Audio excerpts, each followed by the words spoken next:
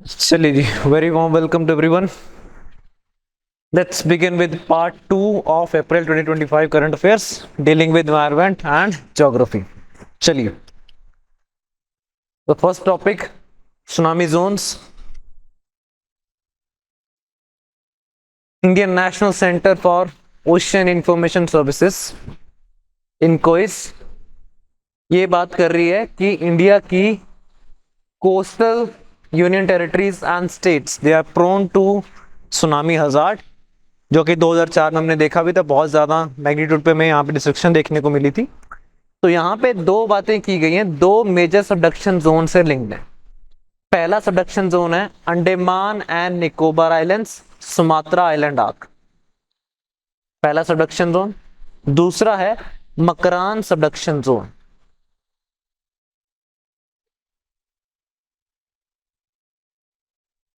जब continental plates या फिर oceanic plates when they are on move, when they are interacting with other plates, तो वहां पे अर्थक्वेक होने की संभावना होती है, बिल्कुल होती है।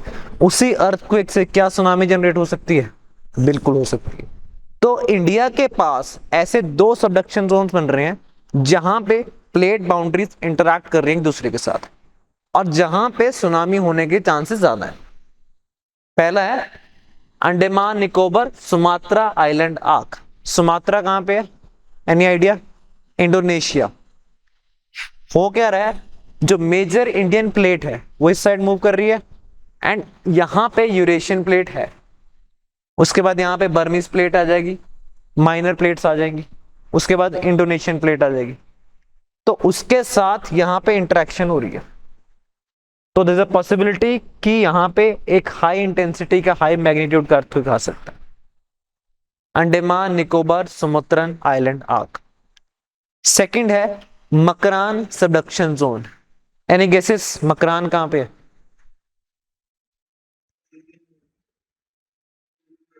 थोड़ा और, Makran, Makran coast, Indus valley civilisation.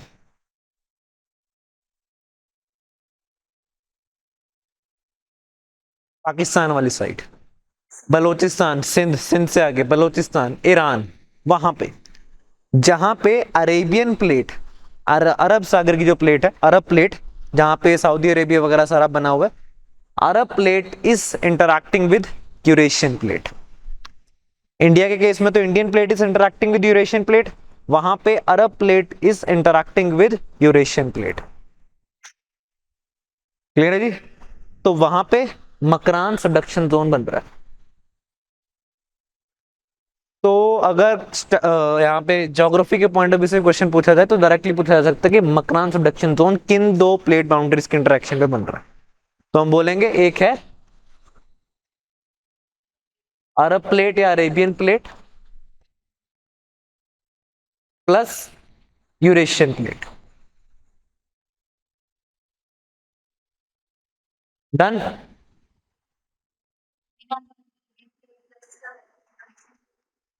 यहाँ पे बहुत सारी प्लेट्स हैं, जैसे यहाँ पे बर्मा प्लेट भी आ जाती है, आर्क है पूरी। ठीक है, जो रिसेंटली यहाँ पे म्यांमार में अर्थक्वेक आया था, तो वो भी यहाँ पे ट्रांसफॉर्म इंटरेक्शन की वजह से आया था। तो यहाँ पे माइनर प्लेट्स भी बहुत सारी इन्वॉल्व है, तो एक नहीं बता पाएंगे। यहाँ पे इंडोनेशियन प्लेट भी आ जाएगी, फिर माइनर बर्मा प्लेट भी आ जाएगी, वो है यहाँ पे आने वाली है Arabian plate and Eurasian plate. चले आगे।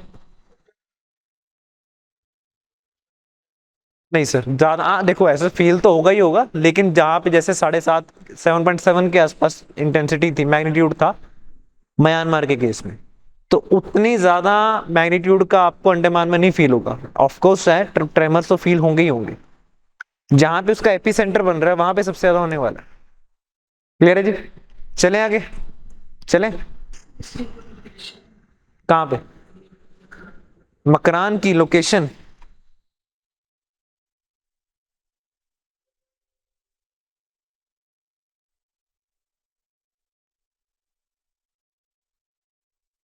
मानोगे नहीं बात, है ना?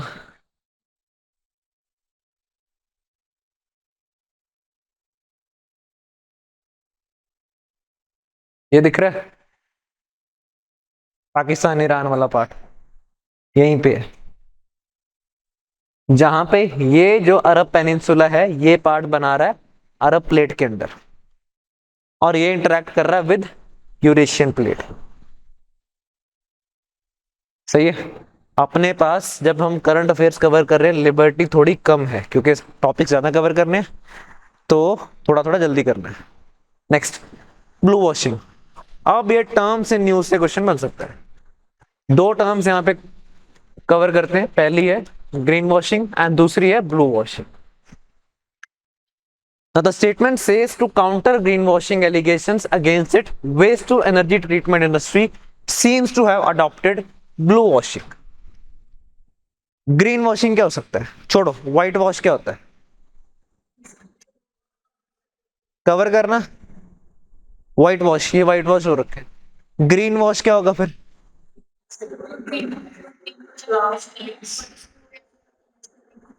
Exactly exactly. ग्रीन वॉशिंग ये है कि आप लोग लेट्स से कोई एक इंडस्ट्री है, फॉर एग्जांपल ऑयल एक्सप्लोरेशन में काम कर रहे हैं वो लोग, अब वी ऑल नो कि उनका कार्बन फुटप्रिंट अच्छा खासा होने वाला है। टू एड्रेस दैट इशू दे से कि यार हम ना ग्रीनरी को प्रमोट करने के लिए कुछ कर रहे हैं, हम waste to energy treatment plants में भी कुछ कर रहे हैं, हम लेट्स से वेस्ट को रिसाइकल भी कर रहे हैं, हम ग्रीन टेक्नोलॉजीज को अडॉप्ट कर रहे हैं ऑन पेपर, प्रैक्टिकली ना, तो वो अपनी प्रैक्टिसेस को ग्रीन वॉश कर रहे हैं। अब सिंपल बात समझो, जो waste to energy treatment plants होते हैं, एग्जांपल इंसिनरेशन बेस्ड प्लांट्स, जहां पे वेस्ट को बर्न किया जाता है, उससे एनर्जी को एक्सट्रैक्ट किया जाता है, क्या वो पोल्यूटिंग होगा, क्या उस इंडस्ट्री का नेचर पोल्यूटिंग होने वाला है, बिल्कुल होने वाला है। तो कितना ही वहां पे अपने आप को कवर कर लें कि हम ग्रीन प्रैक्टिसेस को फॉलो कर रहे हैं, ये कर रहे हैं, वो कर रहे हैं, ग्रीन वॉशिंग एक लेवल तक ही चल सकती है। अब इसको बाईपास करने के लिए उन्होंने बोलना शुरू कर दिया कि हम यहाँ पे कुछ और प्रैक्टिसेस भी लेके आ रहे हैं। आप सिर्फ यहाँ पे ये मत देखो कि यार इसका ग्रीन का पोटेंशियल कितना है एंड ऑल दैट, क्योंकि यहाँ पे आप देखोगे कि हम एट द एंड क्या कर रहे हैं, वहां वेस्ट एक्यूमुलेटेड पड़ा हुआ था, उसकी प्रॉब्लम को एड्रेस कर रहे हैं। वहां पे लेगेसी वेस्ट के पड़े होने से बहुत सारी बीमारियां फैल रही थी, वहां के लोगों को हम रोजगार दे रहे हैं। तो यहाँ पे कुछ ना कुछ सस्टेनेबिलिटी रिलेटेड बात कर रहे हैं हम, जो आप सस्टेनेबल डेवलपमेंट गोल्स में करते हैं, कि यहाँ पे हम मिनिमाइज कर रहे हैं, उसको रिसाइकल करने की बात कर रहे हैं, राइट, कम्युनिटी पार्टिसिपेशन की बात कर रहे हैं। आप सिर्फ इसको ये मत देखो कि यार हमारी इंडस्ट्री से पोल्यूशन निकल रहा है, लेकिन ये भी देखो कि हम उसके साथ साथ क्या कर रहे हैं। अब जब ये बातें कही जा रही होती है तो ये अपने आप में ब्लू वॉशिंग का पार्ट बन जाता है, जहां पे आप सस्टेनेबल डेवलपमेंट गोल्स को भी साथ लेके आ रहे हो, ग्रीन वॉश तो कर ही रहे हो, साथ के साथ सस्टेनेबल डेवलपमेंट गोल्स के बीच में जो चीजें लिखी हैं उनको भी लेके आ रहे हो। लेकिन मुद्दे की बात यह है कि यहां पे उतना अच्छे से रिसाइकलिंग भी नहीं हो रहा, राइट, उतनी अच्छी से, उतने ट्रांसपेरेंसी से डेटा भी शेयर नहीं किया जा रहा, और उतने ह्यूमन राइट्स भी प्रमोट नहीं किए जा रहे जो वर्कर वहां पे काम कर रहे हैं। तो इन दी एंड आप इन चीजों को भी ब्लू वॉश ही कर रहे हो। क्लियर है जी? तो ग्रीन वॉश में क्या है फर्क है और ब्लू वॉश में, डन। चले आगे next. International maritime organization approves net zero framework for global shipping. Net zero framework किसने अप्रूव किया? आईएमओ ने। आईएमओ क्या है? यूएन की एक स्पेशलाइज्ड एजेंसी है, जैसा कि मुझे पता है कि बच्चे फिर नहीं पढ़ के आए होंगे, फिर से होमवर्क दूंगा मैं कि भाई यूएन की स्पेशलाइज्ड एजेंसी जितनी भी हैं उनके बारे में पढ़ लिया करो, क्वेश्चन आता है वहां से। ठीक है, इन्होंने नेट जीरो फ्रेमवर्क फाइनलाइज कर दिया related to shipping industry. Clear है? आगे न्यूज कवर करते हैं इसके बाद। अब जो यहां पे नेट जीरो फ्रेमवर्क आया है वो अक्टूबर 2025 में, यानी कि अब अक्टूबर 2025 में ऑफिशियली उसको प्रोनाउंस कर देंगे और वो इंप्लीमेंट होना शुरू हो जाएगा स्टार्टिंग फ्रॉम 2027। अभी सहमति बना ली है, 2025 में उसको ऑफिशियली प्रूव कर देंगे, उसके बाद 2027 में वो इंप्लीमेंट होना शुरू हो जाएगा net zero framework. Net zero कब अचीव करना है? By 2050, by 2050। और इसमें वो शिप्स मैंडेटरीली पार्टिसिपेट करेंगी जिनका ग्रॉस टनेज है वो 5000 से ज्यादा है। जिनका ग्रॉस टनेज 5000 से ज्यादा है वो सब शिप्स यहां पे मैंडेटरी पार्टिसिपेट करने वाली है। छोटी फिश जो शिप्स होती हैं उनको यहां पे एक्सक्लूड किया गया।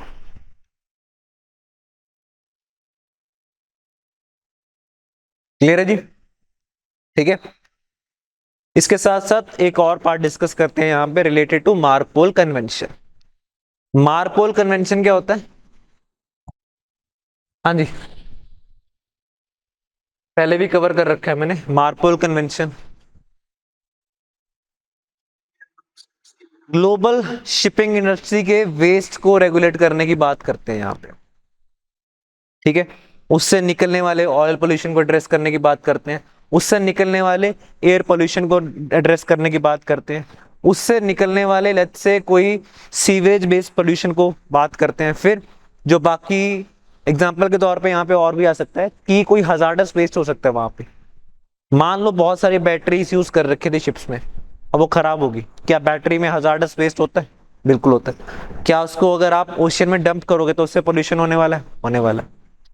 फिर हमने बसाल्ट वाटर, ब्लास्ट वाटर की बात की थी हमने। ब्लास्ट वाटर क्या होता है? वो ब्लास्ट वाटर शिप्स को, बिल्कुल सही बात है, वेरी गुड, शिप्स को बैलेंस करने के लिए उनके टैंक्स में कुछ पानी भरा जाता है। जब तो उनके पास कार्गो का लोड ठीक ठाक है तब तो बैलेंस उतना नहीं करना, लेकिन जब वो खाली है तब उनको बैलेंस करने के लिए कुछ वाटर आपको डालना पड़े। अब अगर वो वाटर आपने यूरोप से सोर्स किया और उसको डिस्चार्ज यहाँ पे कर रहे हो तो यहाँ पे बायोडाइवर्सिटी का खतरा हो सकता है, क्योंकि कुछ इन्वेजिव स्पीशीज वहां से यहाँ आ सकती है। तो उसको भी एड्रेस करने के लिए यहाँ पे प्रावधान है मार्पोल कन्वेंशन के तहत। और मार्पोल कन्वेंशन को 1973 में लेके आए थे under the aegis of broader IMO. IMO parent organization है, उन्होंने बोला कि चलो मार्पोल कन्वेंशन लेके आते हैं, और इंडिया भी पार्ट है। तो जो यहाँ पे मैंने वेस्ट की बात की है, पोल्यूशन की बात की है, उनको अलग अलग कैटेगरीज में डिवाइड किया हुआ है या अलग अलग लिस्ट में डिवाइड कर दिया। उस लिस्ट का टेक्निकल नाम है एनेक्स। फॉर एग्जाम्पल एनेक्स 1 में वाटर पोल्यूशन आ जाएगा, एनेक्स 2 में नॉक्सियस लिक्विड्स आ जाएंगे जिसमें हमने ब्लास्ट वाटर वाली बात कर दी। फिर एनेक्स 3 में कुछ और आ जाएगा, 4 में कुछ और आ जाएगा, 5 में कुछ और आ जाएगा, और छठे में क्या आने वाला है? छठे में आने वाला है एयर पोल्यूशन रिलेटेड पोल्यूशन। तो जब हम यहाँ पे नेट जीरो एमिशंस की बात कर रहे हैं तो हम यहाँ पे एयर पोल्यूशन की ही तो बात कर रहे हैं, राइट? तो इसलिए वो एनेक्स 6 का पार्ट बन जाएगा यहाँ पे, जो ये नेट जीरो फ्रेमवर्क है मार्पोल कन्वेंशन के एनेक्स 6 का पार्ट बनने वाला है, क्योंकि एनेक्स 6 किसके साथ डील कर रहा है? एयर पोल्यूशन के साथ। डन है जी, चलें आगे। Next, Thangjing hill places in news के पर्सपेक्टिव से इंपॉर्टेंट है। थैंगजिंग हिल,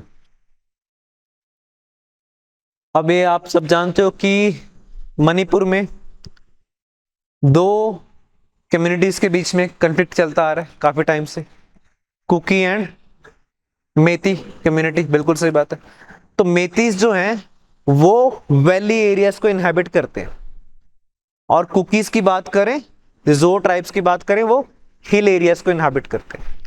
तो यहाँ पे कल्चरल पॉइंट ऑफ व्यू से भी डिफरेंस है उन दोनों के बीच में। तो यहाँ पे जो थैंगजिंग हिल है ये किसी हाइट पे है वहां पे। अब ये बात स्पिरिचुअली और कल्चरली जो मेतीस वहां पे रह रहे हैं उनके लिए इंपॉर्टेंट है। तो उनका कोई कल्चरल पोजेशन होता होगा, उसके तहत उन्होंने क्लाइम करना था उसको, लेकिन क्योंकि कन्फ्लिक्ट चल रहा है वैली और माउंटेन रीजन्स के बीच में, कम्युनिटीज के बीच में, तो एडवाइस किया गया कि मत करो। तो आपके लिए इंपॉर्टेंट है कि थैंगजिंग हिल कहां पे है? मणिपुर।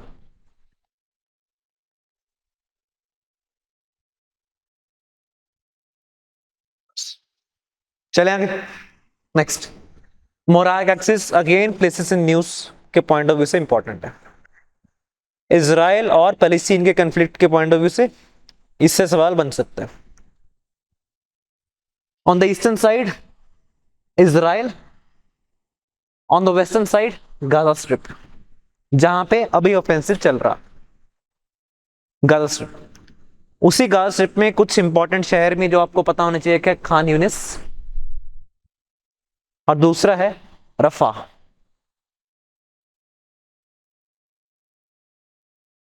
और यहां पे दो कॉरिडोर्स हैं। पहला है मोराग कॉरिडोर और दूसरा है Philadelphi corridor.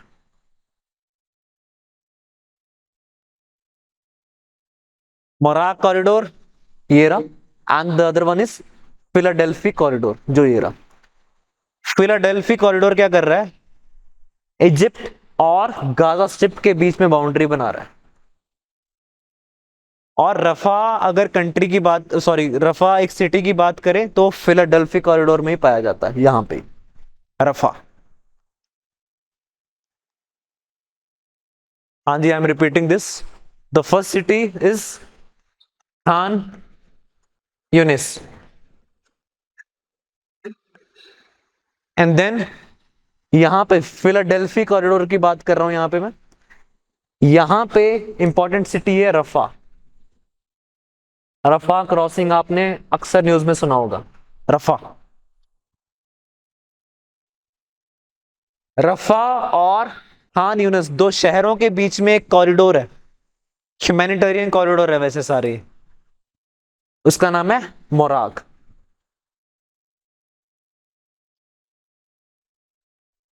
The one marked in blue line, ये रहा मोराग। एक एंड मेडिटेरेनियन में कनेक्ट हो रहा है, दूसरा एंड इसराइल के बॉर्डर पे आ रहा है मोराग।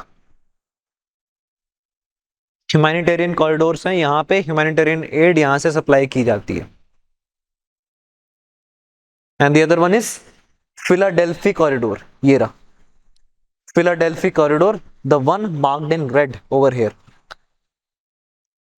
Philadelphi corridor shares border with Egypt and the other side with Gaza strip, और यहां पे विद इजराइल। चलें आगे दोस्तों। फिलाडेल्फी सर,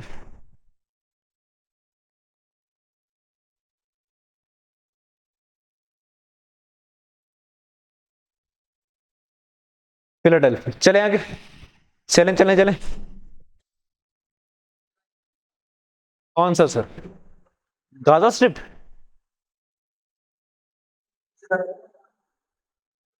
सर ये वाला पार्ट, ये सारा पार्ट गाजा स्ट्रिप का पार्ट है, गाजा स्ट्रिप है ये सारी, इस साइड इसराइल है।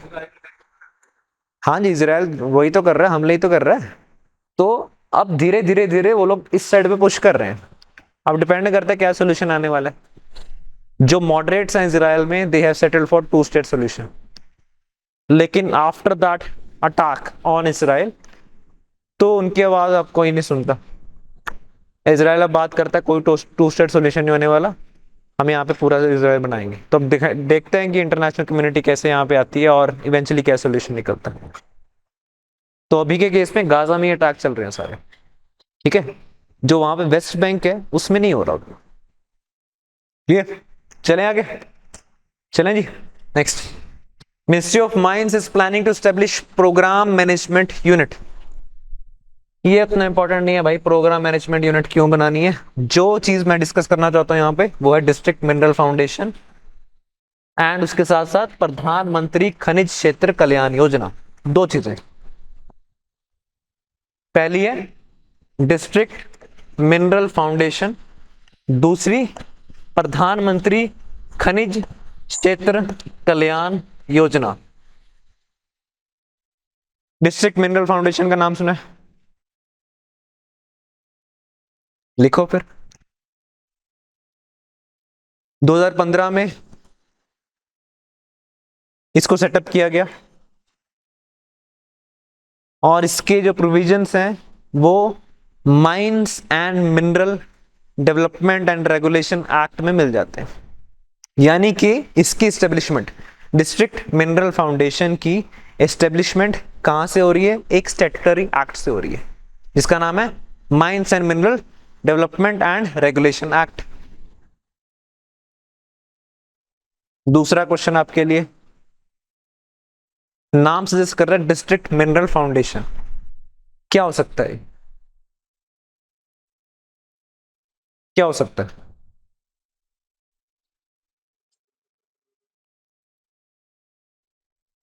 एक ट्रस्ट है।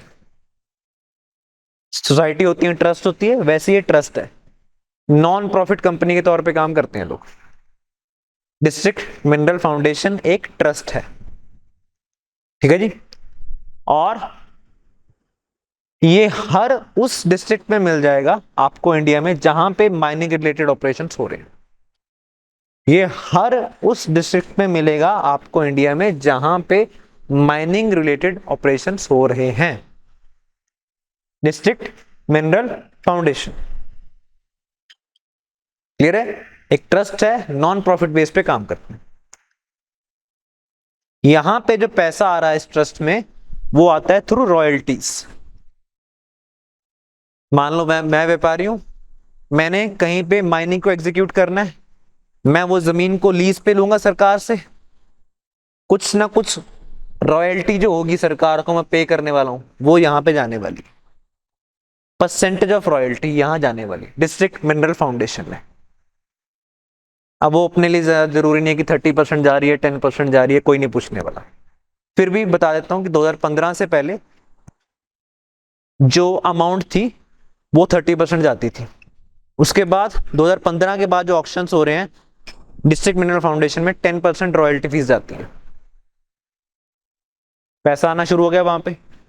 अब उस पैसे को कहीं ना कहीं तो लगाना है, तो फिर स्कीम लेके आए प्रधानमंत्री खनिज क्षेत्र कल्याण योजना, जिसके तहत जो पैसा डीएमएफ में आ चुका है उसको आपने वेलफेयर रिलेटेड एक्टिविटीज में लगाना है। कहां पे?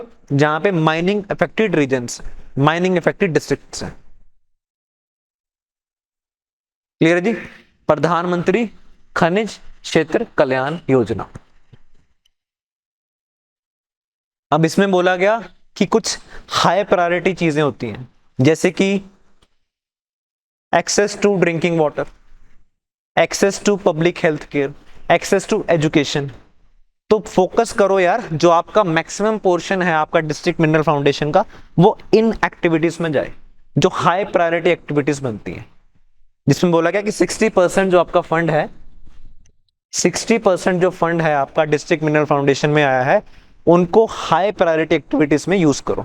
एग्जाम्पल फटाफट, बिल्कुल ड्रिंकिंग वाटर, उसके बाद हेल्थ केयर, उसके बाद एजुकेशन एक्सेट्रा।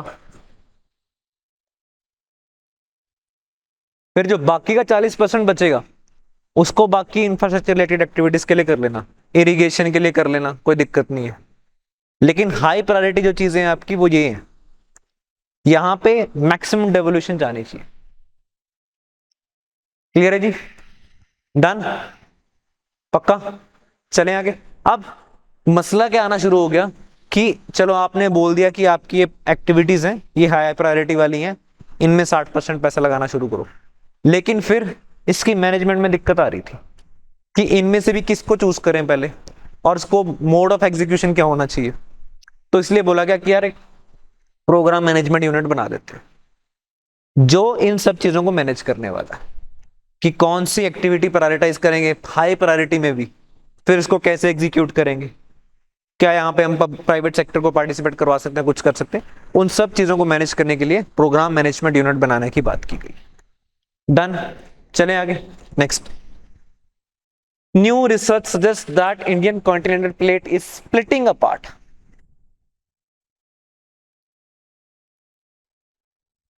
अब ये वेरीफाइड तो नहीं है, ठीक है, ऐसा तो है नहीं कि पूरी दुनिया ने मान लिया। जब इंडियन प्लेट मूव कर रही है अगेंस्ट यूरेशियन प्लेट, है भाई, उन दोनों की इंटरेक्शन से क्या बन रहा है? ओल्ड माउंटेन्स, हिमालयस बन रहे हैं। क्या इंडियन प्लेट यूरेशियन प्लेट के नीचे सबडक्ट कर गई? क्वेश्चन है मेरा आपसे, is Indian plate subducting beneath Eurasian plate? Yes. Indian plate क्या नेचर है इसका? कॉन्टिनेंटल है, ओशियानिक है? मिक्स ही है। अगर ये पूरी ओशियानिक होती, नाउ थिंक अबाउट इट, अगर इंडियन प्लेट पूरी ओशियानिक प्लेट होती, फिर दो प्लेट्स की कन्वर्जेंस हो रही है, नाउ टेल मी कि Indian plate, now you assuming that it's an oceanic plate, will it subduct beneath Eurasian plate? बिल्कुल सही बात है, ओशियानिक है भाई।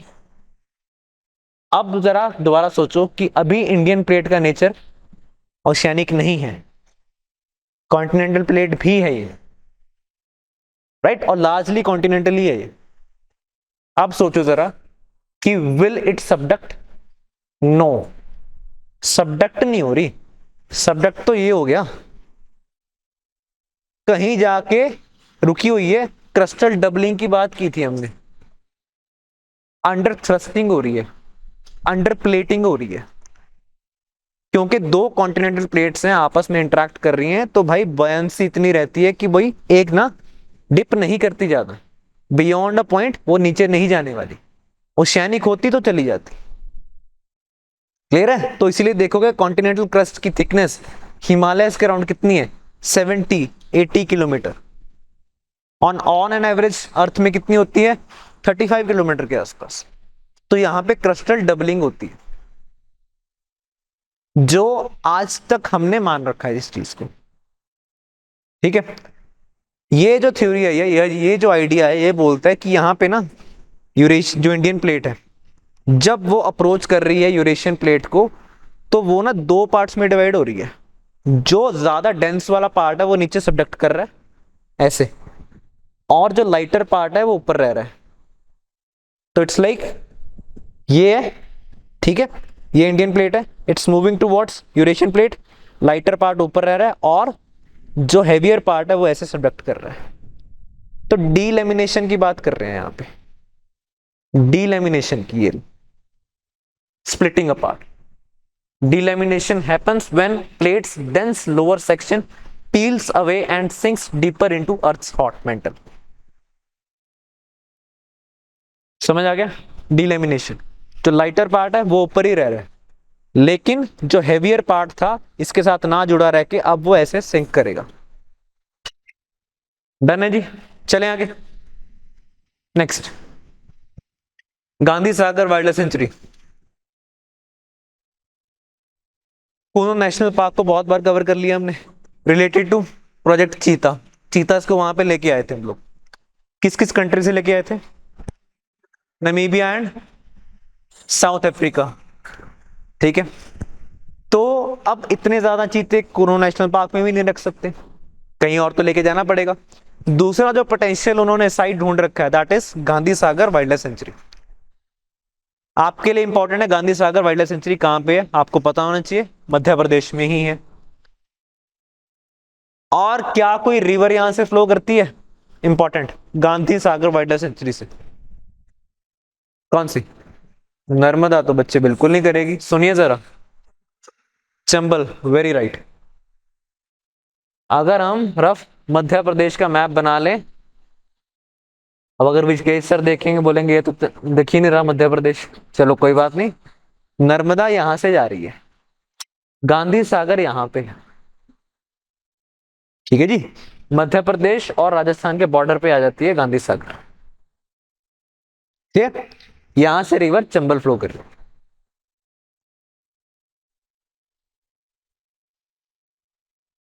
चले आगे।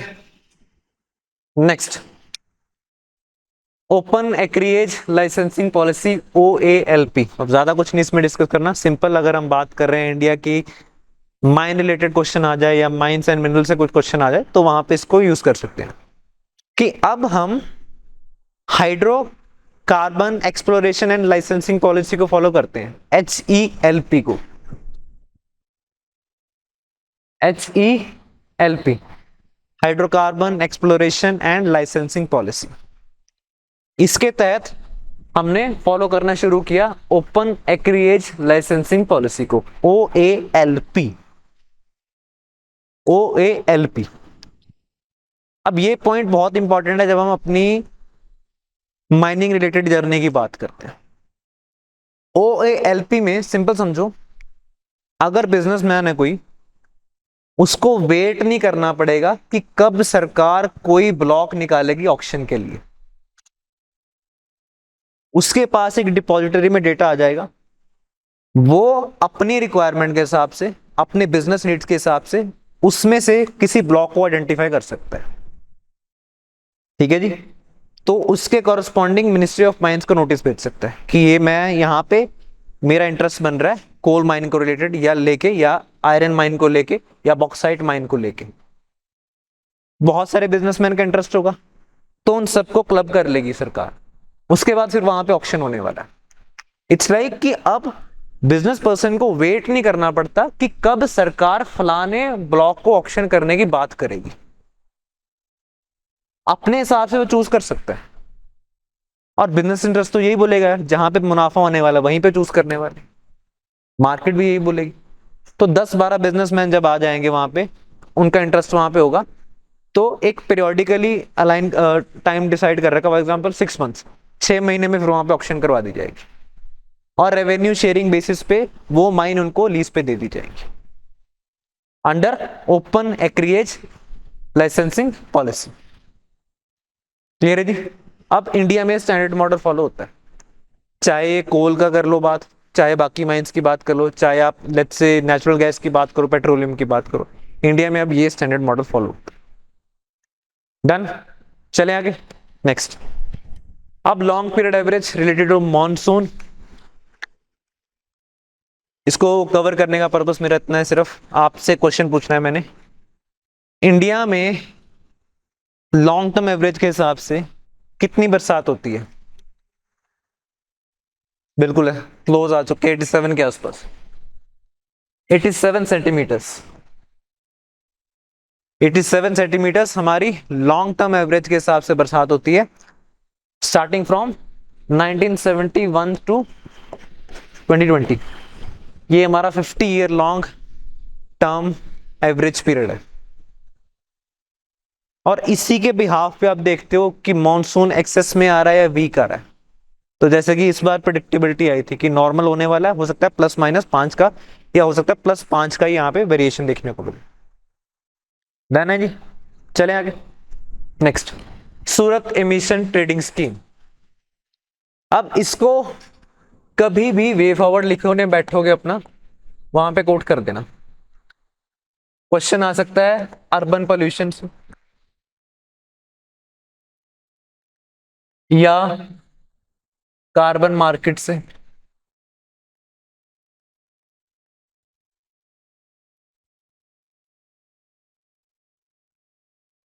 उसमें वे फॉरवर्ड में यूज करना। न्यूज क्या है कि सूरत के केस में 2019 में एक एमिशन ट्रेडिंग स्कीम लॉन्च की गई। ट्रेडिंग की बात कर रहे हैं तो क्या मैं यहां पे बोल सकता हूं कि हम कार्बन मार्केट की बात कर रहे हैं? पक्की बात है, कार्बन मार्केट की बात कर रहे हैं। कार्बन मार्केट कैसे ऑपरेट होती है, कार्बन मार्केट कैसे चलती है? बिल्कुल सही बात है, बिल्कुल सही बात है। एक कैप एंड ट्रेड पॉलिसी पे चलती है कि एक सेक्टर को बोल दिया गया सरकार ने, या एक इंडस्ट्री को बोल दिया गया कि आपकी इमिशन इतने यूनिट से ज्यादा नहीं हो सकती, अगर होंगी तो किसी और से आपको लेना पड़ेगा, राइट, कंपनसेट करने के लिए। जिसने अपने टारगेट को ओवर अचीव कर लिया उससे आप अपने इमिशन क्रेडिट के तौर पे लेने वाले। सही बात है जी, सही बात है। तो ऐसा ही 2019 में कंसीव किया गया, कहां पे? सूरत के केस में। लेकिन गौर करने वाली बात यह है यहां पे कि यहां पे पर्टिकुलेट मैटर को इंक्लूड किया गया। CO2 बेस नहीं था ये, कार्बन एमिशंस की बात नहीं कर रहे हैं यहाँ पे बात कर रहे हैं पर्टिकुलेट मैटर के एमिशंस की। एग्जांपल PM10, PM2.5 उनकी बात कर रहे हैं, CO2 की बात नहीं कर रहे हैं आप। और ये वर्ल्ड में पहली थी जो पर्टिकुलेट मैटर के केस में ट्रेडिंग कर रही थी, और इंडिया के केस में पहली थी जो एक वैसे भी हम बात करें ग्रीन हाउस गैसेस की या कार्बन ट्रेडिंग की बात करें उसके पूरे पर्सपेक्टिव से इंडिया में पहली थी, लेकिन वर्ल्ड में पहली थी with respect to particulate matter की ट्रेडिंग। और इसका अभी रिजल्ट आया, रिजल्ट बोलता है कि यार यहां पे ना reduced pollution level by 20 to 30% सूरत में। अब इसको वे फॉरवर्ड में हमेशा कोट करना कि सिटीज को सूरत वाला मॉडल फॉलो करना चाहिए। एग्जाम्पल पंजाब पीसीएस में क्वेश्चन आता है विद रिस्पेक्ट टू मंडी गोविंदगढ़ या विद रिस्पेक्ट टू लुधियाना, तब लिखना यार कि लुधियाना को भी ये मॉडल फॉलो करना चाहिए, एमिशन ट्रेडिंग स्कीम को लेके आना चाहिए। क्लियर है? और ये जो ट्रेडिंग स्कीम लेके आए थे इसमें बहुत सारी इंटरनेशनल यूनिवर्सिटीज का भी हाथ था। For example university of Chicago भी आ चुकी थी, येल यूनिवर्सिटी आ चुकी थी, तो क्रॉस कंट्री लर्निंग भी यहाँ पे हो रही थी। जब हम वे फॉरवर्ड में बात करते हैं कि यार कंट्रीज को आपस में कोलैबोरेट करना चाहिए, राइट, तो उसका भी एक अच्छा एग्जांपल हमें मिल गया ये क्रॉस कंट्री कोलैबोरेशन का। और ये एक मॉडल की तरह काम करेगा अब इंडियन सिटीज के लिए। एंड इनफैक्ट लुधियाना के केस में इस चीज को लेके आने की बात चल भी रही है। क्लियर है जी? डन? हाँ जी सर। इवेंचुअली क्या हो रहा है, इवेंचुअली ये हो रहा है कि धीरे धीरे धीरे आप ना लोगों को पुश करना शुरू कर रहे हो टुवर्ड्स ग्रीनर इकोनॉमी। ठीक है, आप ये बोल रहे हो कि यार ये तो चलो एक एंड पे तो आप बोल रहे हो कि मान लो किसी ने अपने एंड पे अपने टारगेट को ओवर अचीव कर लिया, दूसरे एंड पे किसी ने नहीं किया, ट्रेड हो गया। लेकिन जिसने अचीव कर लिया है ना उसके केस में दुगना मुनाफा आ रहा है, अब उसको रेवेन्यू आना शुरू हो गया है, दो सोर्सेस ऑफ रेवेन्यू बन रहे हैं उसके। एग्जांपल मैंने बताया था आपको टेस्ला के केस में, याद है? टेस्ला के केस में 20% के आसपास उसका ग्लोबल रेवेन्यू है वो ग्रीन क्रेडिट से ही आ रहा है।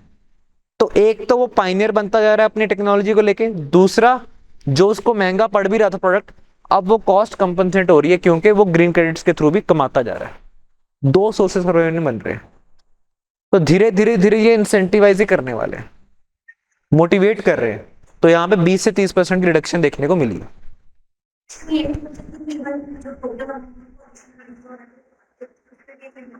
हाँ, एक वो तो पहले कैप तो लगी गई है लेकिन वो डिक्रीज भी हो रहा है।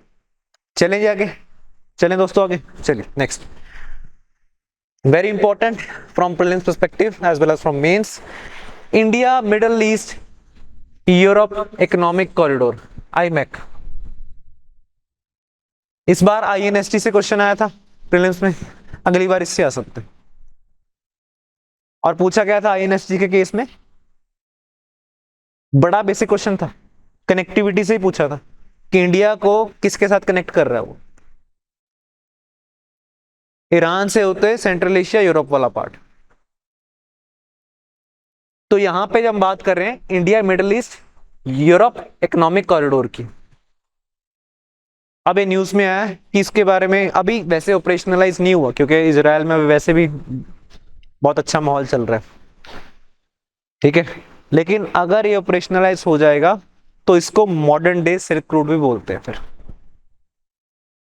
Modern day silk route, silk route वो था जिसने चाइना के केस में, एंशिएंट चाइना के केस में उसकी प्रोस्पेरिटी के लिए रिस्पॉन्सिबल हुआ। वो कनेक्टिविटी वेरी इंपॉर्टेंट। तो आप एंशिएंट हिस्ट्री पढ़ते हो, मेडिवल हिस्ट्री पढ़ते हो, you see this region is very important reason.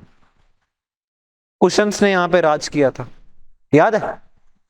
तो बार बार इसी रीजन के अराउंड लड़ाई चलती रहती थी। मगध की प्रोस्पेरिटी की बात करते हैं तो हम बोलते हैं कि यार यहां से उनके पास डायरेक्ट एक्सेस था यहां तक। जो इस रीजन को कंट्रोल करता था वो इस रीजन के कंट्रोल ट्रेड को कंट्रोल करता था, और जो ट्रेड को कंट्रोल करता था वो ओवरऑल प्रोस्पेरिटी की तरफ जाता। तो इसलिए ट्रेडिंग रूट्स जो होते हैं very important, they are very important. आज के टाइम पे जो मेजर ट्रेडिंग रूट है वो ये है, स्विस कैनाल। लेकिन अपने आप में क्यों मोनोपोली रखनी है इसकी?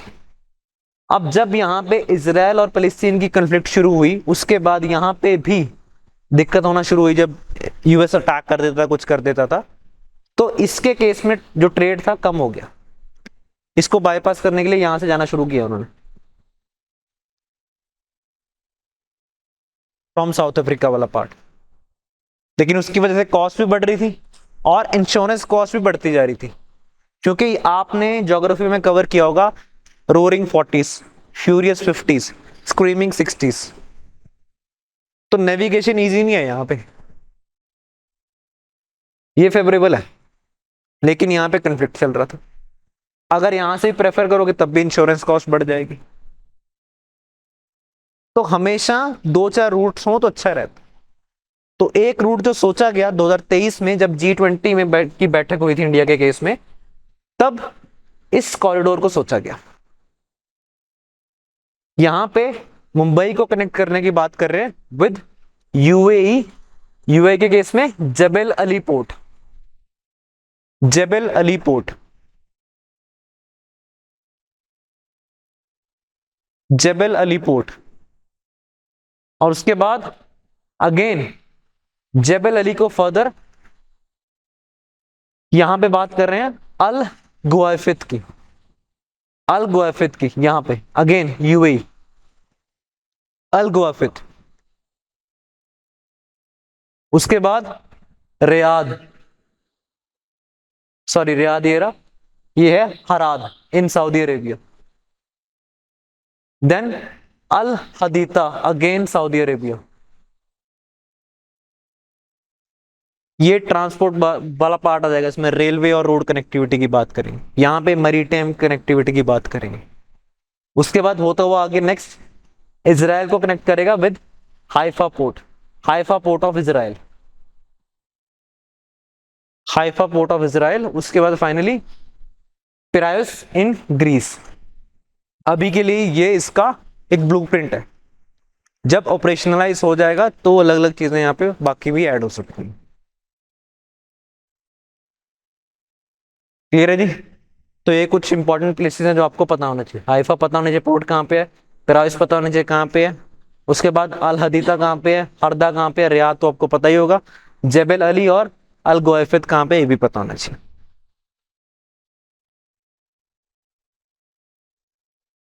डन, चलें आगे। Next, national critical mineral mission. खुश हो गए? कल बताया था, और ये भी पता है मुझे पढ़ के नहीं आए होंगे। बोला था मैंने, पढ़ा है, तू अच्छा इंसान है। क्या नाम है? सौरभ। सीखा करो भाई। सौरभ सर पढ़ के आए हैं, तो वो आज हमें 30 क्रिटिकल मिनरल्स की लिस्ट बताएंगे। अच्छा, इंपॉर्टेंट इंपॉर्टेंट ही देखो दोस्तों, 30 आइडेंटिफाई करके रख लो, इंपॉर्टेंट है इसलिए बोलता हूँ। नेशनल क्रिटिकल मिनरल मिशन की बात करें, 2025 में इसको लॉन्च किया गया। आइडिया क्या है भाई? आइडिया है कि इंडिया की डेवलपमेंटल नीड्स के हिसाब से या इंडिया की सिक्योरिटी नीड्स के हिसाब से कुछ मिनरल्स इंपॉर्टेंट है, उनको नाम दे दिया गया क्रिटिकल मिनरल्स। अब वो हमारे यहाँ पे अबंडेंटली अवेलेबल नहीं भी है, ये एक मुद्दा है। कुछ पर्टिकुलर ज्योग्राफीज में वो कंसंट्रेटेड है, कुछ पर्टिकुलर कंट्रीज में। Example lithium, example cobalt. तो इसलिए सप्लाई चेन का रिस्क हमेशा बना रहता है, हमारे लिए बहुत इंपॉर्टेंट है डेवलपमेंट के हिसाब से, सिक्योरिटी नीड्स के हिसाब से। इसलिए हमने 2022 में 30 क्रिटिकल मिनरल्स की लिस्ट बना ली।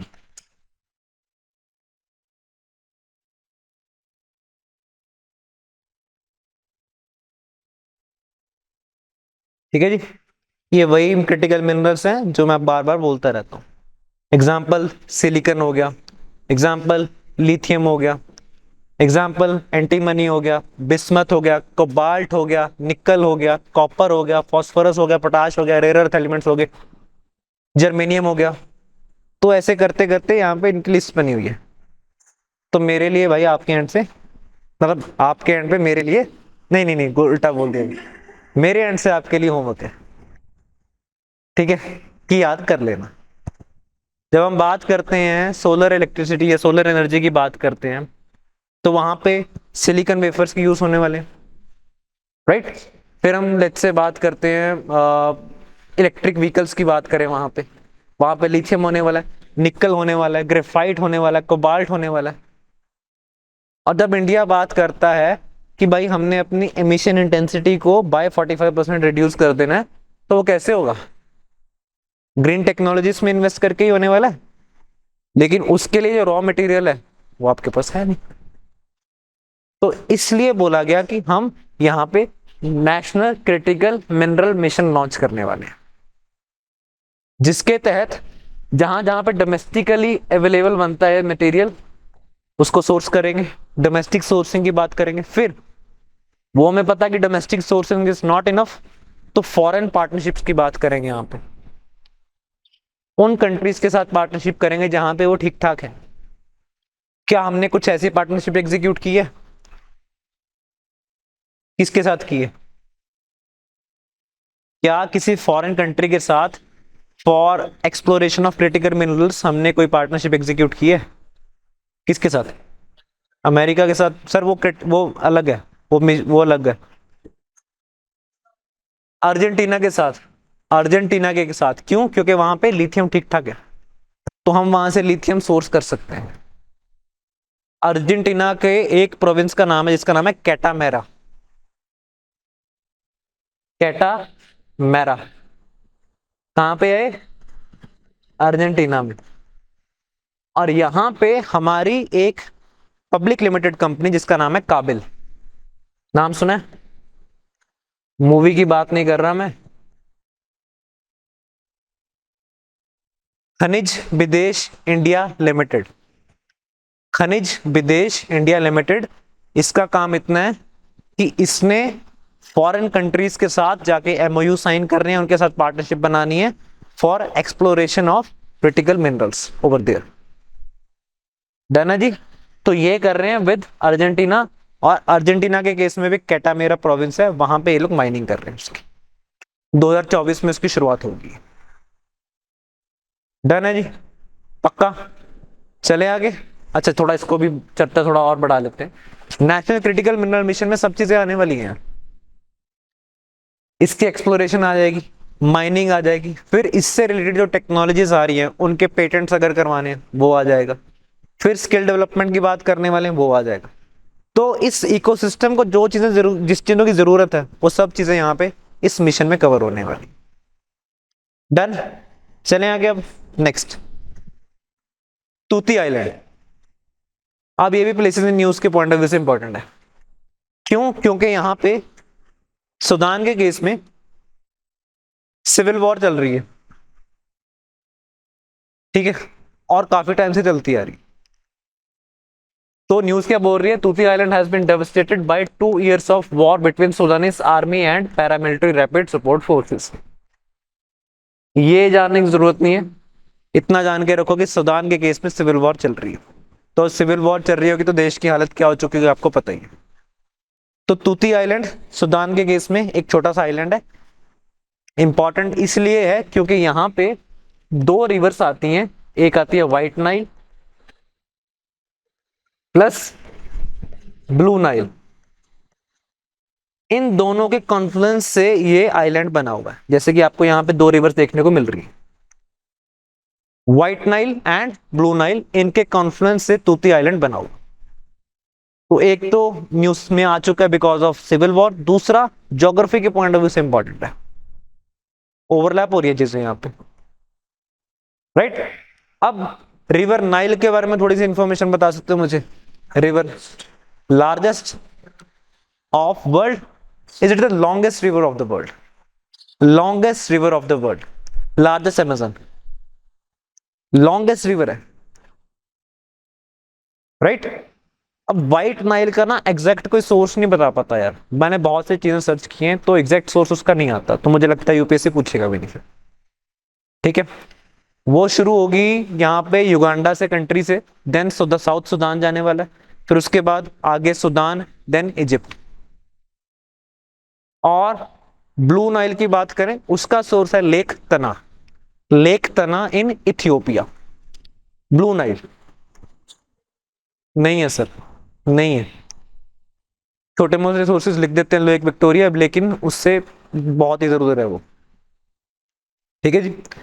तो ब्लू नाइल की बात कर रहे हैं, लेक तना इथियोपिया से होते गुजरेगी, फिर जाएगी कहां पे, सूडान में, फिर इजिप्ट में। राइट, सूडान में ये दोनों रिवर्स एक जगह मिल जाती है, कॉन्फ्लुएंस पॉइंट। उसके बाद फिर रिवर नाइल ही जाती है, it drains into further, Egypt को क्रॉस करते हुए आगे जाएगी। क्लियर है जी। चलें आगे, next. Cambridge scientist discovered biosignature on exoplanet K2-18b using James Webb space telescope. दो चीजें यहां पर डिस्कस करने वाले हैं। जब हम एनवायरनमेंट कवर कर रहे थे तब हमने बोला था कि जो एल्गीज और बैक्टीरियाज हैं ओशन सरफेस पे जो मौजूद हैं, वो डाई मिथाइल सल्फाइड रिलीज करते हैं, डीएमएस। किया था? दोबारा सोचो, नहीं किया तो सुन लो फिर। अब जो ओशन के केस में सी सरफेस पे कुछ बैक्टीरिया हैं, कुछ एल्गीज हैं, वो डीएमएस रिलीज करते हैं, डाई मिथाइल सल्फाइड। बाकी चीजें भी करते हैं भाई, लेकिन अभी के लिए पकड़ के रखो डीएमएस। तो अगर मैं आपसे पूछूं डाई मिथाइल सल्फाइड, इसका वन ऑफ द रीजन ये भी तो है ना यार कि कोई लिविंग ऑर्गेनिज्म है जो इसको रिलीज कर रहा है। डीएमएस को कोई लिविंग ऑर्गेनिज्म रिलीज कर रहा है, बिल्कुल सही बात है। हमारे केस में हम बात कर रहे हैं कि कुछ ओशन के ऊपर बैक्टीरिया हैं, जो एल्गी है वो रिलीज कर रही है। तो अगर मुझे कहीं और इन द यूनिवर्स ये डीएमएस मेरे को मिले, तो क्या मैं कह सकता हूं कि there is a possibility of life over there, there is a possibility. तो इसलिए वो बायो सिग्नेचर के तौर पे यूज कर रहे हैं। और ये पॉसिबिलिटी हमें दिखी है K2-18b के केस में, जो कि एक्सोप्लैनेट है, हमारे सोलर सिस्टम का पार्ट नहीं है, एक एक्सोप्लैनेट है K2-18b। इसके केस में क्या हुआ जी, डीएमएस की कंसंट्रेशन को नोट किया गया है, डाइमिथाइल सल्फाइड की। अब इसकी चर्चा इसलिए इतनी कर रहे हैं क्योंकि पहले मीथेन और CO2 को भी नोट किया गया है यहाँ पे डीएमएस के केस में, सॉरी K2-18b के केस में। इस बार डीएमएस को भी नोट कर लिया गया। तो पहले CO2 और मीथेन को भी नोट किया गया। तो there is slight possibility, slight, बहुत ज्यादा नहीं, 0.3% चांस है, 0.3% चांस है कि यहां पे लाइफ हो सकती है, हम सही हो सकते हैं। क्योंकि ये हमारी नॉलेज की लिमिटेशन है जो मुझे बोल रही है कि यार यहां पे जो अर्थ के केस में डीएमएस रिलीज हो रहा है, उसका एक मेजर सोर्स है ओशन। हो सकता है और भी चीजें हो सकती हूँ यार, हम तो उसी नॉलेज के बेसिस पे चल रहे हैं कि यार वहां पे भी पानी हो सकता है, उस प्लेनेट पे भी, उसमें भी एल्गी हो सकती है, उसमें बैक्टीरिया हो सकती है, वो डीएमएस रिलीज कर सकता है, जरूरी तो नहीं है। ठीक है जी, क्लियर। और इसको डिटेक्ट कैसे किया गया, using James Webb space telescope. कब लॉन्च किया था इसको,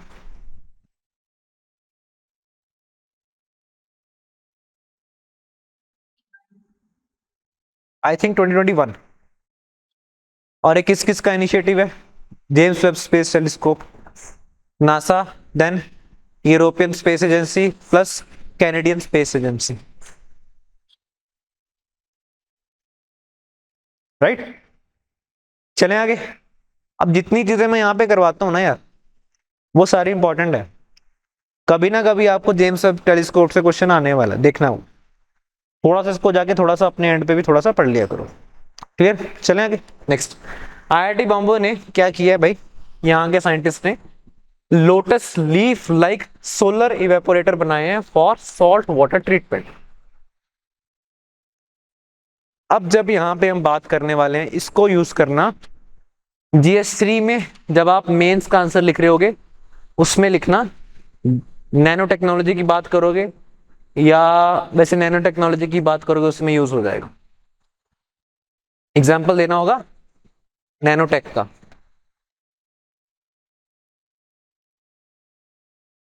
ठीक है, या फिर जब हम बात कर रहे हैं कि आप R&D की बात कर रहे हो या टेक्नोलॉजी डेवलपमेंट की बात कर रहे हो टू एड्रेस क्लाइमेट चेंज, उसमें भी इसको यूज कर सकते हैं।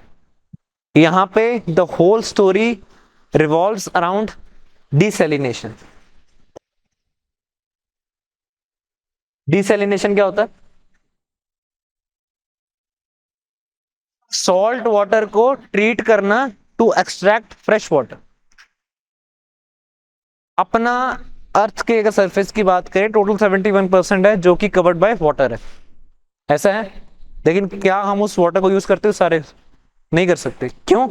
मैक्सिमम जो है वो सलाइन वाटर है, फ्रेश वाटर तो बहुत कम है हमारे पास, 2-1% के आसपास है, उसको भी पूरा नहीं यूज कर पाएंगे। तो क्यों ना एक वो स्ट्रेटेजी डेवलप कर ले हम कि जो पानी है ओशियन में, सीज में है, जो सॉल्ट कंटेंट उसके पास ज्यादा है, उसी से हम फ्रेश वाटर को इनटेक ले लें। क्योंकि ये तो हम समझते हैं कि भाई जब पानी को इवेपोरेट करोगे तो सिर्फ फ्रेश वाटर ही इवेपोरेट होगा, सॉल्ट कंटेंट पीछे ही रहने वाला है। इसको यूज कर सकते हैं हम, तो इसी पार्ट को यूज कर रहे हैं यहां पे। यहां पे IIT बॉम्बे ने क्या किया, lotus leaf like solar evaporators बनाए हैं। लोटस लीफ लाइक, लोटस का लीफ जो होता है उसके ऊपर पानी की बूंद डाल दो, वो ऐसे आगे निकल जाएगी। जो लोटस का लीफ होता है ना वो फोबिक होता है, फिलिक नहीं होगा, राइट। यहां पे वो हाइड्रोफोबिक है। तो उसी टाइप पे आपने यहां पे सोलर इवेपोरेटर बनाए हैं। सोलर इवेपोरेटर क्या करने वाला है? थिंक लाइक दिस, कि ये एक सोलर इवेपोरेटर बनाया जिसको सोलर एनर्जी से चलाने वाले हो, और दूसरी एंड पे इसको बिजली से भी चला सकते हो। आइडिया है कि इसको आप वाटर सरफेस पे प्लेस कर दोगे, उसके बाद सोलर एनर्जी आने वाली है यहाँ पे, राइट। इसमें एनर्जी जनरेट करेगी वो, उसके बाद इस एनर्जी को आप यहाँ पे कंसंट्रेट करने वाले हो इस रीजन में जिसके ऊपर आपने पानी के ऊपर रखा हुआ। और धीरे धीरे धीरे इवेपोरेशन की वजह से क्या होने वाला है, जो फ्रेश वाटर है वो बाहर आना शुरू हो जाएगा, सॉल्ट कंटेंट नीचे रहने वाला। अब यहां पे इसको लोटस लीफ लाइक बनाने का फायदा इसलिए है कि जो आपके नॉर्मल इवेपोरेटर होते हैं, बहुत सारे ऐसे इवेपोरेटर हैं, उनके केस में क्या होता है कि जब फ्रेश वाटर तो ऊपर चला जाएगा लेकिन साथ में यहां पे छोड़ के चला जाएगा बहुत सारे सॉल्ट क्रिस्टल्स को, वो इसकी एफिशिएंसी को कॉम्प्रोमाइज करना शुरू कर देंगे। तो उसको भी हटाने के लिए इन्होंने बोला कि यार यहाँ पे ना हम इसका जो सरफेस है वो हाइड्रोफोबिक रखने वाले, ताकि ये जो यहाँ पे सॉल्ट एक्यूमुलेशन की प्रॉब्लम है ये भी ना हो पाए। क्लियर है जी? तो ये ग्राफीन बेस्ड है जी, हाइड्रोफोबिक ग्राफीन बेस्ड मटेरियल। और ग्राफीन आप देखोगे कार्बन को आप नैनो स्केल पे ऑपरेट करोगे तो ग्राफीन बना सकते हो। क्लियर है? डन। चले आगे। प्रीलिम्स में कोई इसका यूज इतना ज्यादा होने नहीं वाला। अगर प्रीलिम्स में पूछा जा सकता है वो ये पूछा जा सकता है कि सोलर बेस्ड जो डिसैलिनेशन प्लांट्स होते हैं कैसे काम करते हैं, कि उस एरिया में आप एनर्जी को कंसंट्रेट करने वाले हो, उसकी वजह से वहां से इवेपोरेशन होने वाली है, उस पानी को आप कैप्चर कर लोगे और पीछे रह जाएगा सॉल्ट वाटर। दूसरा होता है रिवर्स ऑस्मोसिस, जो घरों में भी हम आरओ लगाते हैं, राइट।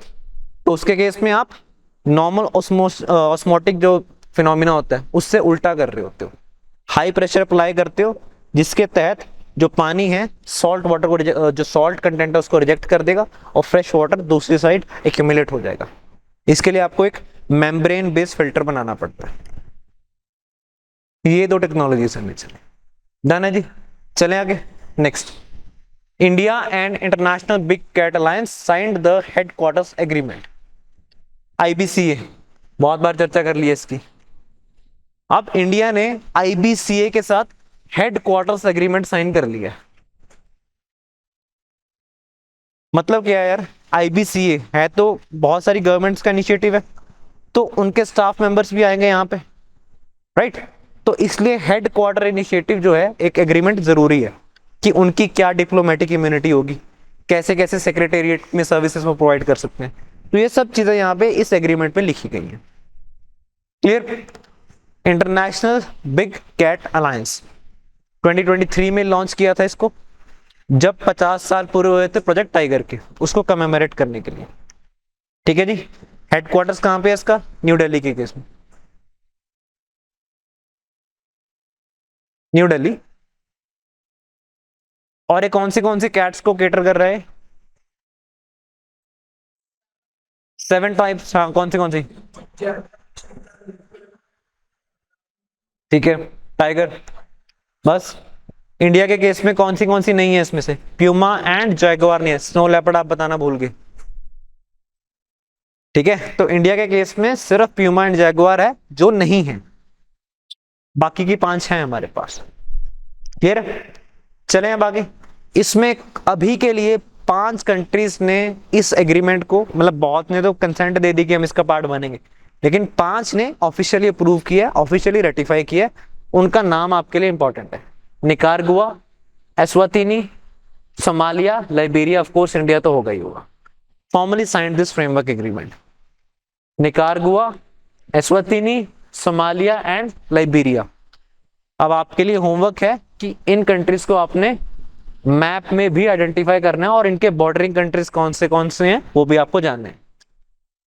बेरिंग इंडिया, पता लगे बोल के आगे कि नहीं नहीं हमने तो किया, इंडिया को भी हमने कवर किया। Eswatini, Nicaragua, Eswatini, Somalia and Liberia. चलें आगे। नेक्स्ट, अराल सी। ये भी इंपॉर्टेंट है क्योंकि धीरे धीरे धीरे ये ड्राई अप होता जा रहा है। ठीक है जी। कजाकिस्तान और उज्बेकिस्तान के बॉर्डर पे पाया जाता है। कजाकिस्तान और उज्बेकिस्तान के बॉर्डर पे एक अराल सी वाटर बॉडी के तौर पे पाया जाता है, लेकिन धीरे धीरे धीरे धीरे ये ड्राई अप होना शुरू हो चुका है। और इसकी वजह से क्या हो रहा है कि पहले वहां पे वाटर था, ठीक ठाक पानी था, अब पानी उठ चुका है। अब वहां की जो क्रस्ट है वो रिबाउंड ले रही है, रिबाउंड ले रही है। ये न्यूज है, सुनिए जरा। पहले वाटर बॉडी थी, वो पानी था वहां पे, पानी का कोई ना कोई मास होने वाला है और वही मास नीचे प्रेशर एक्सर्ट कर रहा था। लेकिन अब बिकॉज ऑफ क्लाइमेट चेंज पानी इवेपोरेट होना शुरू हो चुका है। अब जो प्रेशर वो लगा रही थी नीचे, प्रेशर भी नहीं रहने वाला। तो अब जो क्रस्ट है रिबाउंड ले रही है।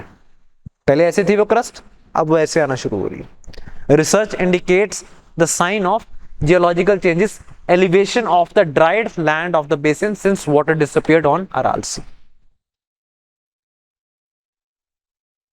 चलें आगे। Kazakhstan. Next, BRICS land restoration partnership launched. अब ये प्रीलिम्स पे पूछ सकते हैं यार कि किसी एक बॉडी ने अभी कोई लैंड रिस्टोरेशन प्रोजेक्ट लॉन्च किया है, कुछ ऐसा पार्टनरशिप लॉन्च किया है, तो वो आने वाली है ब्रिक्स। राइट? किसी एक इंटरनेशनल बॉडी ने क्या लैंड रिस्टोरेशन प्रोजेक्ट या पार्टनरशिप लॉन्च किया है, हम बोलेंगे हाँ भाई बिल्कुल किया। किसने किया? ब्रिक्स ने किया। राइट? अब आपके लिए होमवर्क है भाई, ब्रिक्स के कौन से कंट्रीज हैं आपको पता होना चाहिए। ठीक है, मैं आपसे पूछता हूँ, सऊदी अरेबिया है है है नहीं है? नहीं है, इसीलिए पूछा मैंने। ठीक है जी। तो भाई सिंपल सी चीज है, ब्रिक्स की फॉर्मेशन कब हुई थी, इसके साथ जुड़े हुए जो बैंक्स हैं, न्यू डेवलपमेंट बैंक हो गया, उनके बारे में आपने जानना। ठीक है, किस डिक्लेरेशन के तहत ये बना था, सब कुछ चीजें आपने जाननी है। और आज के टाइम पे इसके कितने मेंबर्स हैं ये भी आपने जानना। ठीक है जी। इन्होंने क्या लॉन्च किया? Land restoration partnership. अब इसमें डिग्रेडेड लैंड को एड्रेस करने की बात कर रहे हैं, डेजर्टिफाइड लैंड को एड्रेस करने की बात कर रहे हैं। अगर FAO के डेटा के हिसाब से जाएं तो इंडिया में 32% जो लैंड है वो डिग्रेडेड कैटेगरी में आती है।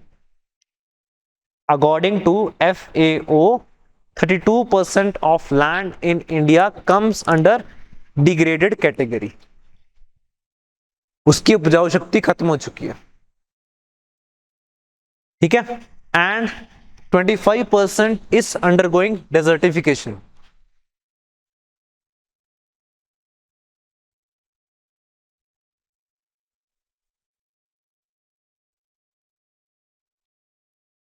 उसको कैसे एड्रेस करना है, उसके लिए ये आ गया।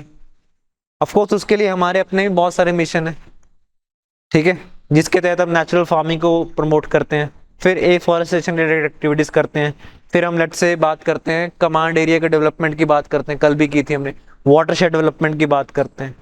तो ऐसे करते करते हम लैंड की जो क्वालिटी है, फर्टिलिटी, उसको इंप्रूव करने की बात करते हैं, राइट। फिर सॉइल हेल्थ कार्ड की बात करते हैं। ये सारे हमारे इनिशिएटिव है।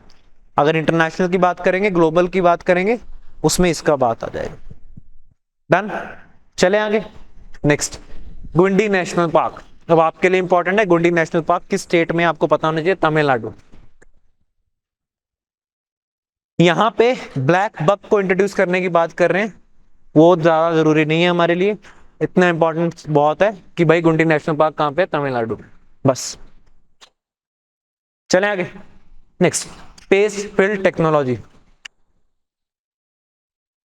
अब ये प्रीलिम्स पर डायरेक्ट क्वेश्चन आ सकता है कि पेस्ट फिल टेक्नोलॉजी कहां पे यूज की जा रही है। देखिए, जब कहीं पे माइनिंग होनी है, दो तरीके से माइनिंग हो सकती है।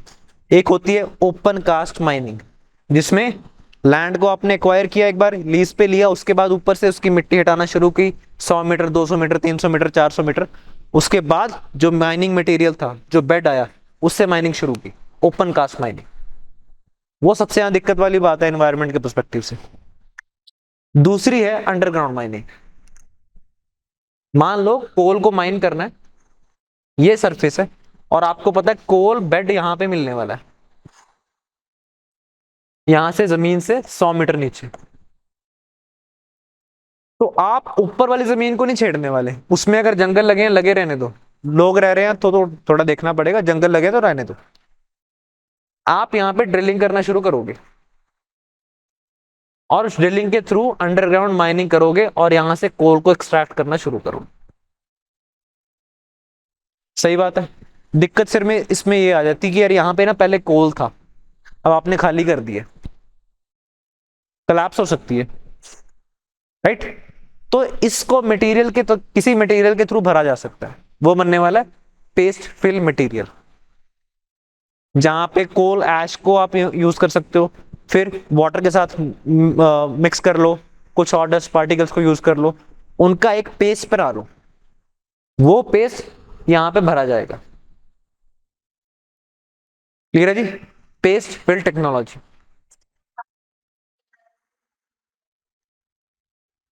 Carbon capture, ma'am CO2 capture की बात कर रहे हो आप।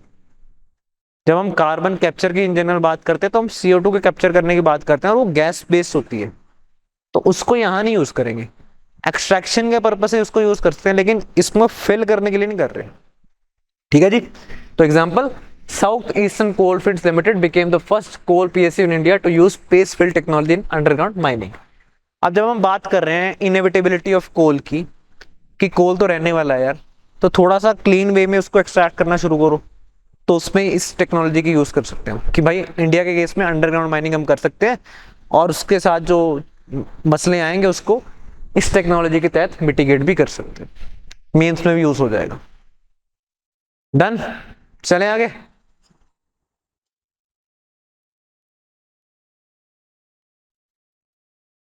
चलें जी। नेक्स्ट, रास इसा port places in news. Yemen के पास, यमन का पोर्ट है जहां पे यूएस ने, हाँ बिल्कुल करते, बिल्कुल करते, बिल्कुल करते, बिल्कुल करते हैं। रास इसा पोर्ट यमन का पोर्ट है जी। कुछ यहाँ पे यहूदी रेबल्स थे, उन्होंने पंगे लिए उधर से, फिर यूएस ने स्ट्राइक की इधर। तो रास इसा पोर्ट आपको पता होना चाहिए कहाँ पे है, यमन के बिल्कुल पास, यहीं पे यमन का पोर्ट है, रेड सी में। और यहाँ पे भी कमरान बे, कमरान बे, कमरान बे। एटमैक्स कभी खींच के कभी एग्जामिनर पूछेगा तो कमरान बे के बारे में पूछेगा, वैसे तो नहीं पूछेगा। ये कौन सी स्टेट है, हॉर्मुज नहीं है,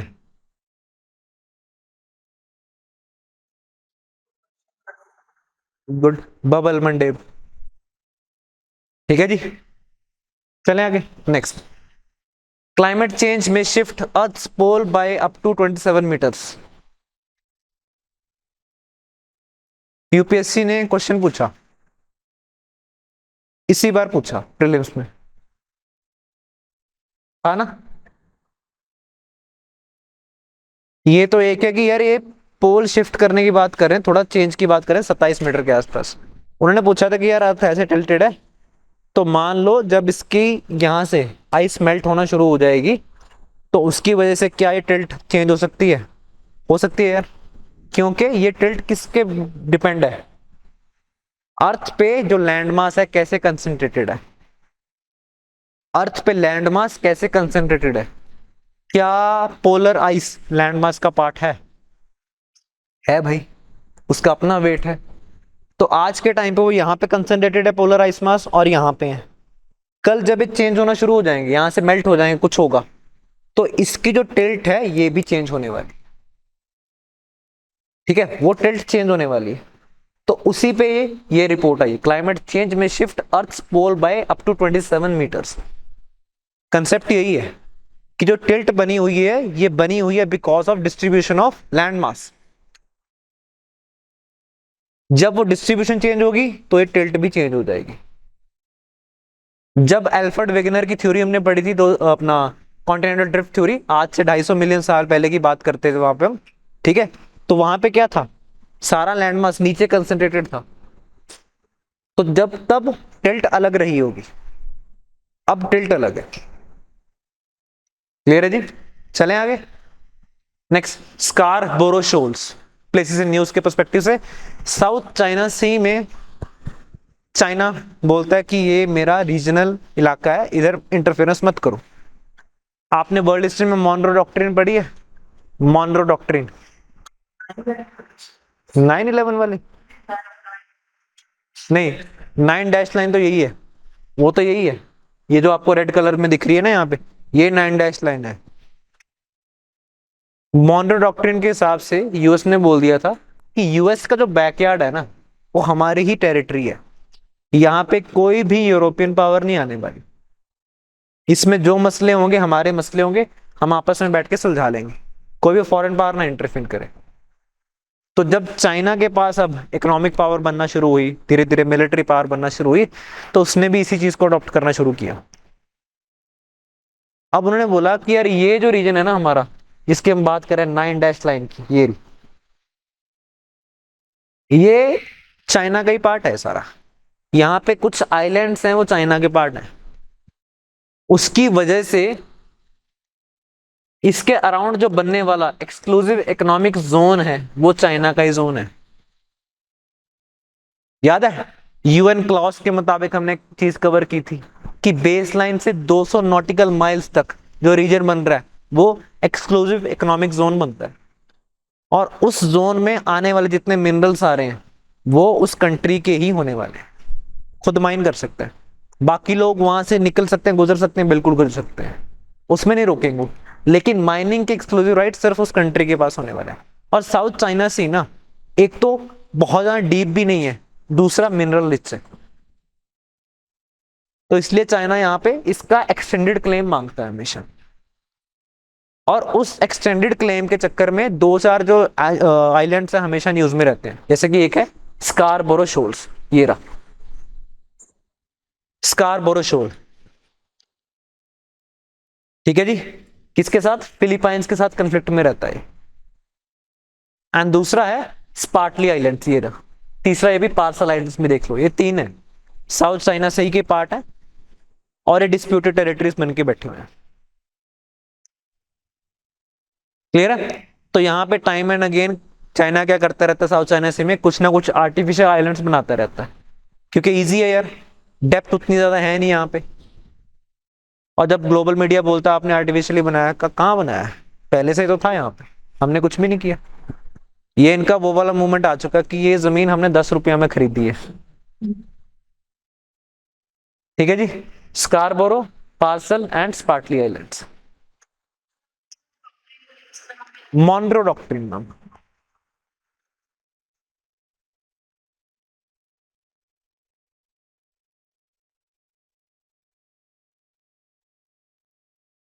चले आगे। Next, vulture conservation and breeding centre. यहां पे 34 क्रिटिकली इंडेंजर्ड वर्चर्स थी जिनको ट्रांसफर किया गया from vulture conservation breeding centre Pinjore to Maharashtra. ये इंपॉर्टेंट नहीं है कि 34 को किया गया, 25 को किया गया, 36 को किया गया। आपके लिए इतना जानना इंपॉर्टेंट है कि इंडिया में टोटल 9 टाइप की वल्चर्स पाई जाती हैं, उनमें से 4 जो हैं वो क्रिटिकली इंडेंजर्ड हैं। उन 4 का नाम आपको पता होना चाहिए, ठीक है जी। जो 4 क्रिटिकली इंडेंजर्ड है उनमें से एक है oriental white backed vulture, then slender billed vulture, then long billed vulture and then red headed vulture. ये 4 आपको याद होनी चाहिए।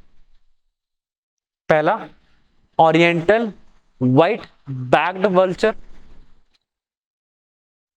व्हाइट से याद करो बस, white back, then slender billed, red cylinder से याद करो तो स्लेंडर भी याद हो जाएगा और रेड भी याद हो जाएगा। और उसके बाद लॉन्ग बिल्ड, भाई वही सिलेंडर जो है वो थोड़ा लंबा है,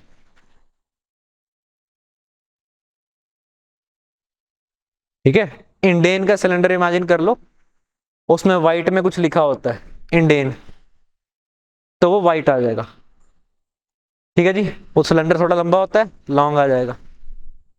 रेड कलर का होता है, रेड आ जाएगा। Done.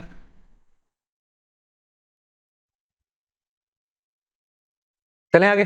Next, Davis Strait proto micro continent. अब यहां पे बोला गया कि यार एक डेविस स्ट्रेट नाम की जगह है, डेविस स्ट्रेट नाम की जगह है, कहां पे? ग्रीनलैंड और कनाडा के बीच में है। ग्रीनलैंड और कनाडा के बीच में एक डेविस स्ट्रेट है। अब स्ट्रेट वाटर बॉडी होने वाली है, लेकिन उसके नीचे जाके एग्जामिन किया गया तो पता लगा यार यहाँ पे नीचे लैंड मास है बहुत बड़ा। और फिर ये बोला गया कि आज के टाइम पे चाहे ये और ये दोनों अलग अलग दिख रहे हैं, लेकिन एक टाइम पे दोनों एक दूसरे के साथ थे। उसके बाद दे स्प्लिट, स्प्लिट स्प्लिट हुई, उसकी वजह से जो यहाँ पे लैंड मास था वो नीचे आ गया, नीचे चला गया। इमेजिन करो rift valley, African rift valley, आज के टाइम पे वो कुछ ऐसे डिवाइड हो रही है, बिल्कुल सही बात है। नीचे है तो जमीन ही है यार, ऐसा तो है नहीं कि अर्थ का बॉटम दिख रहा है मेरे को, जमीन ही है। तो वैसी ही जमीन यहाँ पे भी पाई जा रही है डेविस स्ट्रेट के केस में, ठीक है जी। तो इसलिए यहाँ पे बोला गया कि ये प्रोटो माइक्रो कॉन्टिनेंट है, कि छोटा सा कॉन्टिनेंट लग रहा है हमें। प्रोटो मतलब पुराना। डेविस स्ट्रेट इंपॉर्टेंट है यार आपके लिए, उतना जान के रखो बस। Davis Strait.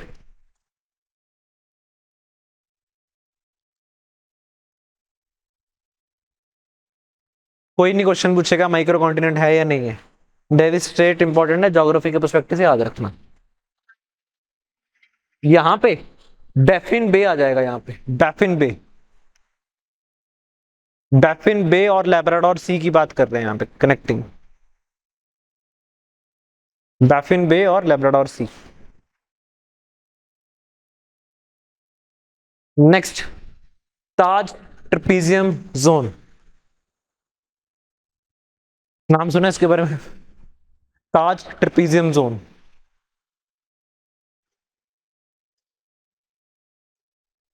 कैसे ओरिजिनेट हुआ है? इन्वायरमेंट प्रोटेक्शन एक्ट के तहत हुआ।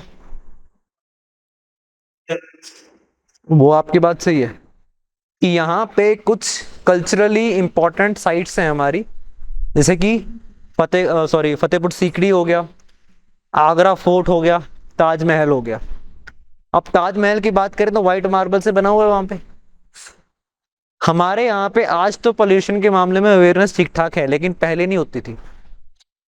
तो उत्तर प्रदेश के केस में इंडस्ट्रीज यहाँ पे ठीक ठाक चल रही थी without any concern for environment. यहाँ पे पावर प्लांट चल रहे थे, ये सब माइनिंग चल रही थी। उसकी वजह से क्या होना शुरू हुआ, तो ताज का जो मार्बल था वो, उसका कलर चेंज होना शुरू हो गया, कुछ येलोइश कलर का होना शुरू हो गया, डार्किश कलर का। तो फिर एक केस आता है MC Mehta versus union of India.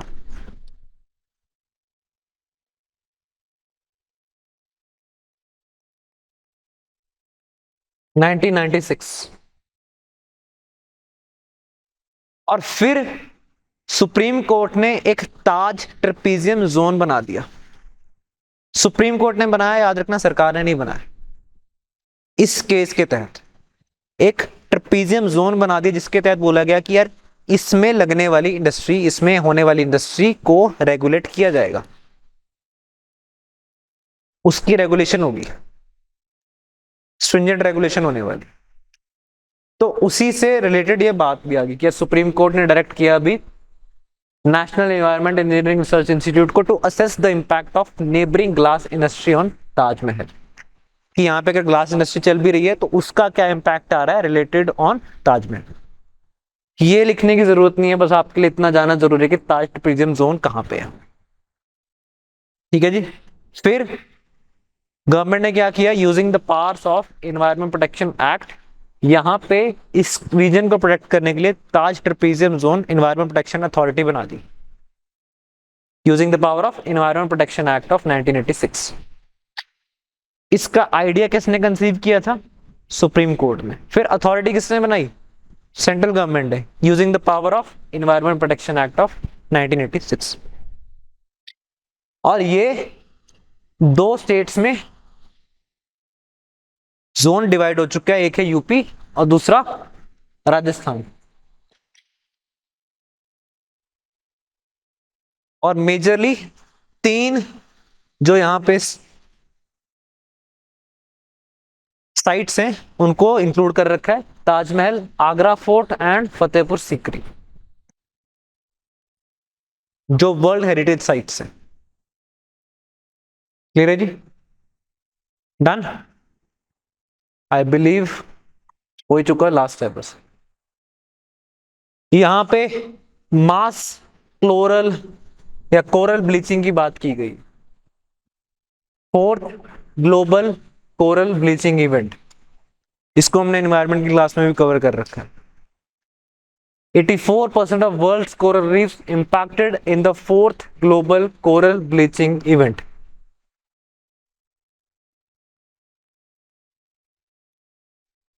Coral bleaching मतलब क्या, एग्जैक्टली कोरल्स क्या करते हैं, सिम्बायोटिक रिलेशनशिप में रहते हैं एक एल्गी के साथ, जिसका नाम है जूजेंथली एल्गी। जूजेंथली एल्गी क्या करती है, इनको न्यूट्रिशनल जो नीड है वो सपोर्ट करती है इनकी, और ये उसको रहने के लिए जगह दे रहे हैं, सबस्ट्रेट दे रहे हैं, उसके प्रोवाइड कर रहे हैं, राइट। लेकिन जब ग्लोबल टेम्परेचर बढ़ना शुरू हो जाते हैं तो स्ट्रेस डेवलप होना शुरू हो जाता है। यहाँ पे जूजेंथली कुछ टॉक्सिन्स रिलीज करना शुरू कर देती है, तो फिर कोरल्स क्या करते हैं, उनको एक्सपेल करना शुरू कर देते हैं। और जो कलर आ रखा होता है पूरे कोरल सिस्टम की बात करूं, रीफ की बात करूं, वो जूजेंथली ही प्रोवाइड करती है अपने आप में। जो कोरल्स होते हैं, एनिमल्स होते हैं, वो कलर उनका जो था पेलिश कलर होगा या व्हाइटिश कलर होने वाला। तो जब उनको एक्सपेल कर देंगे, उसके बाद यहाँ पे भी ब्लीचिंग देखने को मिलेगी, वाइब्रेंट कलर मिस होने वाला। तो फोर्थ ग्लोबल यहाँ पे कोरल ब्लीचिंग का इवेंट चल रहा है, क्योंकि पिछले साल हमने देखा ग्लोबल जो टेम्परेचर थे वो भी बढ़े हुए थे, इस बार हो सकता है कम हो जाएगा, तो इस बार इतना इवेंट नहीं भी देखने को मिलेगा। क्लियर है जी, डन। अब आपके लिए होमवर्क है इसमें से कि इंडिया में कहां कहां पे कोरल्स पाए जाते हैं, आपको पता होना चाहिए। ठीक है, उसके बाद जो मेजर डिस्ट्रीब्यूशन है कोरल्स की ग्लोबली कहां पे है, आई एम नॉट आस्किंग कि प्लेसेस बताओ मेरे को, डिस्ट्रीब्यूशन बताओ, ट्रॉपिकल वाटर्स में कितनी है, ऑल दैट। ठीक है जी। फिर आपके लिए क्वेश्चन है कि डीप वाटर कोरल्स और जो शैलो वाटर कोरल्स होते हैं उनमें क्या फर्क है। ये तीन क्वेश्चन है। पहला कि इंडिया में कहां कहां पे डिस्ट्रीब्यूटेड है, सेकंड ग्लोबली कैसे डिस्ट्रीब्यूटेड है, थर्ड डीप वाटर कोरल और शैलो वाटर कोरल्स में क्या क्या फर्क है। क्लियर है, जाहिर है भाई, एक जरा ज्यादा गहराई में आ चुके हैं तो उनका मोड ऑफ न्यूट्रिशन अलग होने वाला है। क्लियर है जी, तो आई बिलीव